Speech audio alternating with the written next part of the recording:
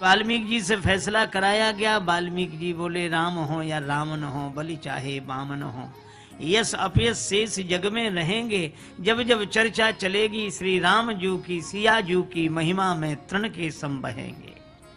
आगे आगे राम सदा, पीछे पीछे सिय चली। अब आगे आगे सिय राम पीछे ही रहेंगे। राम सीता कोई ना कहेगो, सब सीता राम सीता राम कहेंगे। श्री सीता जी की महिमा। अच्छा देखो, भक्ति के कारण भगवान है। अच्छा, जनकपुर भगवान बुलाने पर आए, निमंत्रण देना पड़ा। जनकपुर वाले तो विनोद करते हुए कहते हैं, अच्छा देखो आप एक बात सोचो, राम जी से कहा जा रहा है कि आप अभिमान न करो। हमारे राम जी को अभिमान है ही नहीं जो बुरा लगे। जून का महीना, गर्मी की दोपहरी, और कोई आदमी सर्दी से कांपे, तो सर्दी तो है नहीं, पर उसे सर्दी लग क्यों रही है? सीधा सा उत्तर, बुखार आ गया है। तो इलाज सर्दी का नहीं बुखार का करना चाहिए। बुखार उतर जाएगा तो सर्दी लगनी बंद हो जाएगी। इसी तरह जिन्हें अभिमान का बुखार चढ़ा होता है उन्हीं को अपमान की सर्दी लगती है। अभिमान का बुखार जिन्हें चढ़ा होगा उन्हीं को अपमान की सर्दी लगेगी, और अभिमान का बुखार उतर जाएगा तो अपमान की सर्दी लगनी बंद हो जाएगी।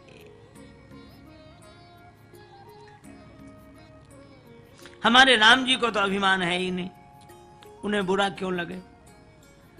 पर हमारे श्री लक्ष्मण जी को तो राम जी का ही अभिमान।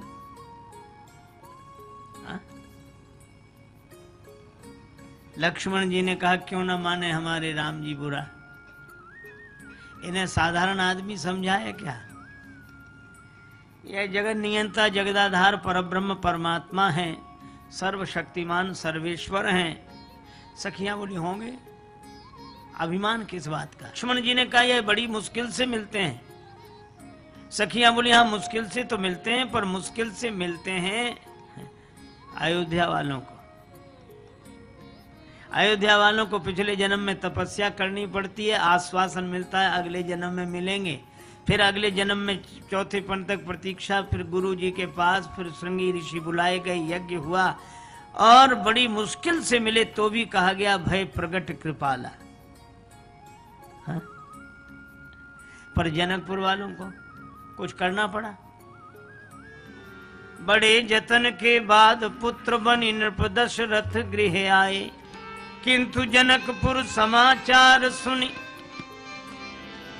किंतु जनकपुर समाचार सुनी, आ गए बिना बुलाए। बिना बुलाए आए। लक्ष्मण जी बोले ऐसा हो नहीं सकता। सखियां बोले होना तो नहीं चाहिए था, पर हुआ ऐसा ही है।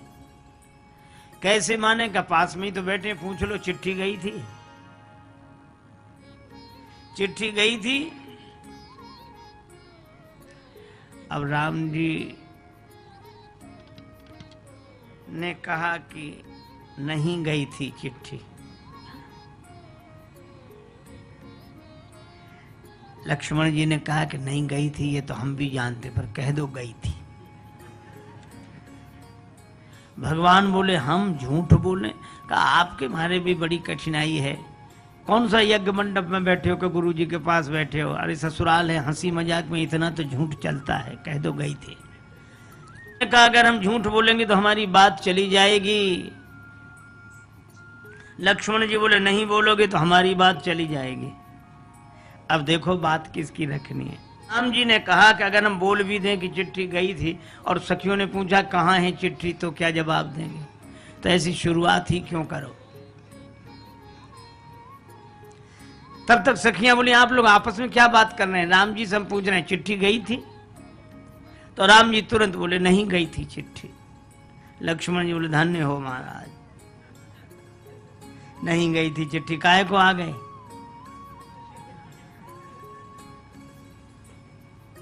राम जी ने लक्ष्मण जी की तरफ देखा। लक्ष्मण जी ने कहा प्रभु क्या कह रहे हैं? राम जी बोले नहीं गई थी चिट्ठी। अब सखियों से कहे नहीं गई थी चिट्ठी, और लक्ष्मण जी से कहे नहीं गई थी चिट्ठी। अब ये सखियां बड़ी हैरान कि चिट्ठी गई भी थी और नहीं भी गई थी। राम जी बोले चिट्ठी गई थी गुरुजी के पास और नहीं गई थी हमारे पास।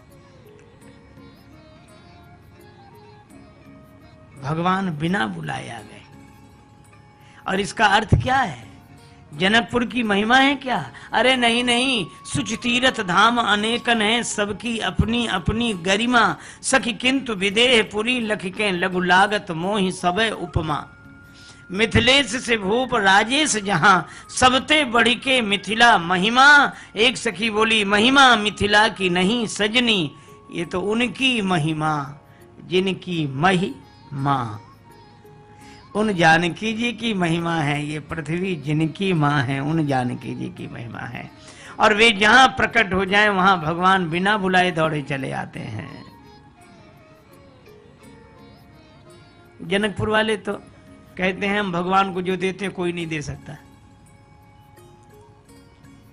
अरे भगवान पर तो तन मन धन न्यौछावर करने वाले भक्तजन हैं होंगे, पर जो हम देते हैं वो कोई नहीं दे सकता। अच्छा तुम क्या देते हो? जनकपुर वासी कहते हैं हम तो राम जी को गाली देते हैं। है किसी की हिम्मत जो गाली दे? अच्छा गाली क्यों देते हो भाई? पुरुषोत्तम को गाली कैसी? मर्यादा पुरुषोत्तम भगवान को गाली कैसी? पुरुषोत्तम को गारी कैसी? तो दूसरी सखी बोली गारी बिन ससुरारी कैसी।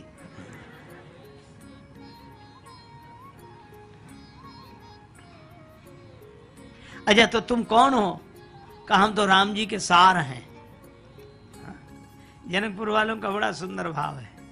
वे कहते हैं कि श्री सीता जी हमारी बहन है और राम जी हमारे पाहुन हैं, बहनोई हैं। अच्छा तो आप कौन हैं? कहा हम तो राम जी के सार हैं। पूरब की बोली में साले को सार बोलते हैं। हम राम जी के सार हैं। अच्छा तुम्हें कोई नाता नहीं मिला? भक्त बनते, सखा बनते, मित्र बनते, राम जी के सार क्यों बन गए? तो वो भक्त कहते हैं कि हम तो राम जी के ही सार हैं। राम जी तो पूरे संसार के सार हैं। हम तो राम जी के ही सार हैं, पर राम जी तो पूरे संसार के सार हैं। इस संसार में जिससे पूछो आप सार क्या है? राम जी। या पूरे संसार में राम नाम एक सार, और हमारी संसर को करे हम सारहू के सार। और इसलिए वो तो बड़ी मधुर मधुर गाली देते हैं। एक सखी ने कहा पाहुन मिथिले में रह जाता, आप मिथिला में ही रह जाओ। क्यों? अवध जईता तो कूना खईता, अयोध्या में जाओगे तो क्या खाओगे? लक्ष्मण जी ने कहा क्या हमारे यहाँ खाने को नहीं है? सखियां बोली है तो, पर जो यहाँ खाने को मिलता है वो वहां नहीं मिलेगा। लक्ष्मण जी बोले कैसी बात करते हैं, वहां और अच्छा अच्छा मिलता है। सखियां बोली हम कह रही हैं कि यहाँ जो मिलता खाने को वहां नहीं मिलेगा। अच्छा यहाँ क्या मिलता जो वहां नहीं मिलेगा? सखियां बोली यहाँ तो गाली खाने को मिलती है। घर में भी गाली खाते हो क्या? एक सखी ने लक्ष्मण जी से कहा आपके यहाँ आपके जन्म की कथा बड़ी अद्भुत है। चौथे पन तक कुछ हुआ नहीं, फिर गुरुजी के पास गए। गुरुजी ने श्रृंगी ऋषि को बुलाया, श्रृंगी ऋषि ने यज्ञ कराया। यज्ञ में अग्निदेव प्रकट हुए, हवि का प्रसाद दिया, माताओं ने पान किया, उससे आपका जन्म। ये लौकिक रीति तो ऐसी नहीं है जैसे आपका जन्म हुआ। लक्ष्मण जी ने कहा कि हाँ, पर मिथिला में तो और अधिक सुविधा है। कहा कैसे? बोले यहाँ जिसे संतान की आवश्यकता होती है तो एक फावड़ा ले जाता है, टोकनी ले जाता है, जमीन खोद के ले आता है। को नहीं जन्मे मातु पिता बिन बंधी वेद की रीति, और तुम्हारे तो मही से सब उपजत अस हमरे नहीं नीति। अच्छा बड़ा विनोद होता है। अब यह लक्ष्मण जी ने जो कहा तो सखियों के पास कोई जवाब नहीं। तो मिथिला रस रसिक एक बड़े अच्छे संत थे, श्री नारायण दास जी भक्तमाली जी महाराज। उन्होंने मिथिलानियों की ओर से एक उत्तर दिया। उन्होंने कहा, या में प्रबल पक्ष मिथिला को लखौ उभय परिपाटी, और काम करे जो खीर अवध की सो मिथिला की माटी। एक व्यक्ति ने मुझे सुनाया, मुझे सुनकर बड़ा अच्छा लगा उनका भाव, मिथिला का भाव।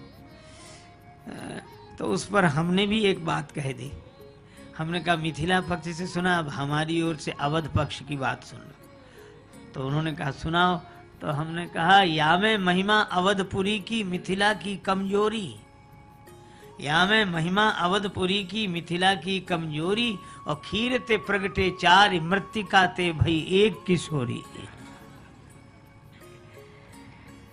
ये अपना अपना आनंद है, अपने अपने भावों का आनंद है। राम जी का यश सुनकर किशोरी जी प्रसन्न होती हैं, किशोरी जी का यश सुनकर राम जी प्रसन्न होते हैं, और युगल सरकार का यश सुनकर भक्तजन प्रसन्न होते हैं। सोई जस गाय भगत भव तरहि, कृपा सिंधु जनहित तन धरहि।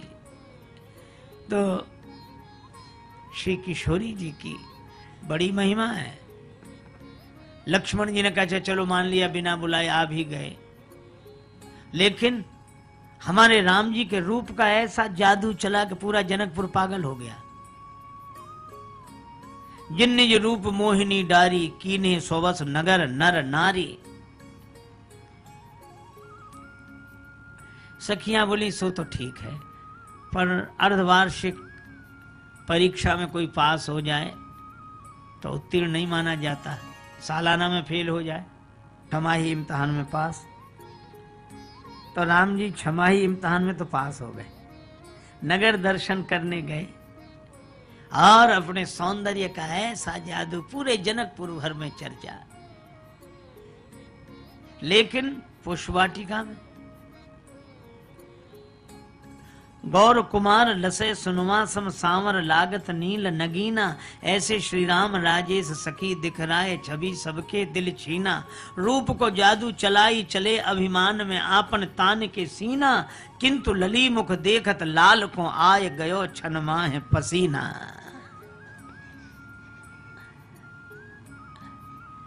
श्री सीता जी को देखकर पसीने पसीने हो गए, भाल तिलक श्रम बिंदु सुहाए। लक्ष्मण जी ने कहा कि हमारे राम जी ने धनुष तोड़ दिया।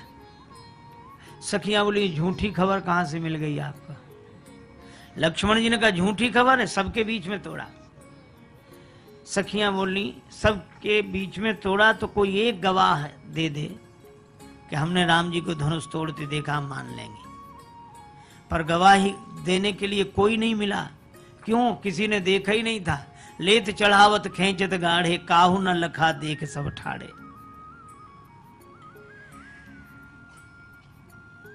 सखियां बोली चलो राम जी ही कह देंगे हमने धनुष तोड़ा, हम मान लेंगे।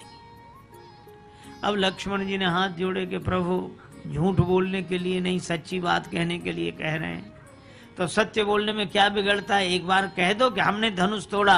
राम जी बोले लक्ष्मण अगर सत्य बुलवाते हो तो सच तो यही है कि हमने धनुष नहीं तोड़ा। नहीं तोड़ा तो ये टूट कैसे गया?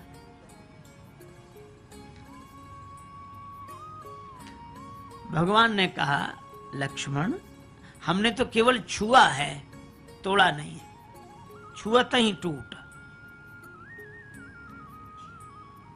तो और राजाओं अगर इसको धनुष को छूने से टूटना था तो और राजा क्या दूर खड़े खड़े धनुष को तोड़ते रहे, हाथ हिला हिला के?